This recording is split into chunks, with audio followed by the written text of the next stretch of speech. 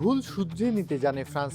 অনিশ্চয়তার অন্ধকার যখন ঘিরে ধরে, সময় মতো মশাল জ্বালাতে পারে এই ফ্রান্স। তাই তো প্রথমার্ধে কোথাও না থেকে দ্বিতীয়ার্ধের সবটা নিজেদের করে নিল তারা।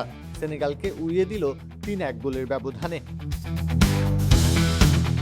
শুরু থেকেই ফ্রান্স বলের দখল ধরে রাখার চেষ্টা করলেও আক্রমণ ভাগে ছিল না কোনো সমন্বয়। কিলিয়ান এমবাপ্পে, ওসমান দেমবেলে কিংবা অন্য তারকা ফুটবলাররা নিজেদের ব্যক্তিগত দক্ষতার ঝলক দেখানোর চেষ্টা করেছেন ঠিকই, কিন্তু দলীয় ছন্দের অভাব ছিল স্পষ্ট। মাঝমাঠ থেকে আক্রমণে বল নেওয়ার ক্ষেত্রে বারবার সমস্যায় পড়েছে ফরাসিরা। ফলে সেনেগালের রক্ষণভাগকে তেমন কোনো পরীক্ষায় ফেলতে পারেনি তারা। Cool body spray. Long-lasting fragrance. Get অন্যদিকে সেনেগাল শুরু থেকেই খেলেছে সাহসী ফুটবল। দ্রুতগতির আক্রমণে বারবার ফ্রান্সের রক্ষণে চাপ তৈরি করেছে আফ্রিকার প্রতিনিধিরা। বিশেষ করে কাউন্টার অ্যাটাকে তারা ছিল ভয়ঙ্কর।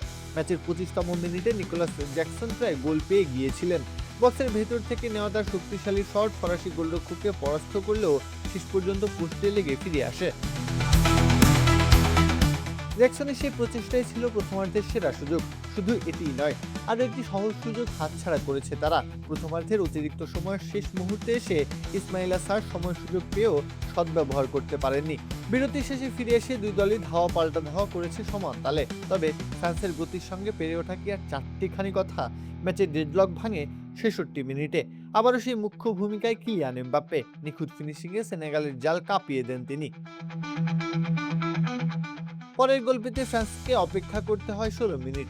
বদলি হিসেবে নামা ব্র্যাডলি বারকোলা এসেই ২ গোলের লিড এনে দেন। ওটাই একেবারে ছিটকে ফেলে সেনেগালকে। যদিও ইব্রাহিমা এমবায়ে অতিরিক্ত সময়ে একটি গোল শোধ দেন, তবে সেটা কোনো কাজেই আসেনি।